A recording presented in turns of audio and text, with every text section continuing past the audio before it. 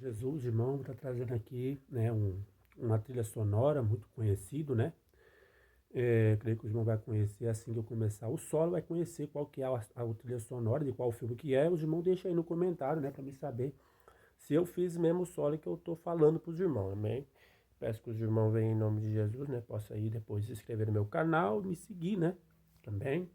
E o solo, né? Começa mais ou menos assim.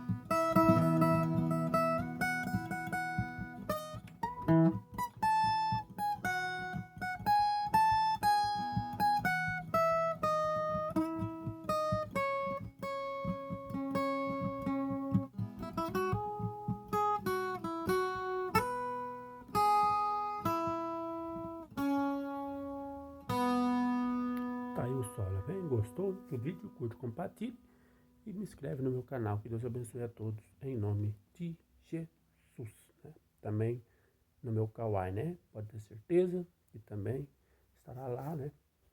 Em nome de Jesus. Que Deus abençoe grandemente a vida de cada um. Deixa aí nos comentários, né? O que você lembrou? Qual tema que é esse solo que eu fiz, né? Deixa aí nos comentários, amém? Que Deus abençoe em nome de Jesus.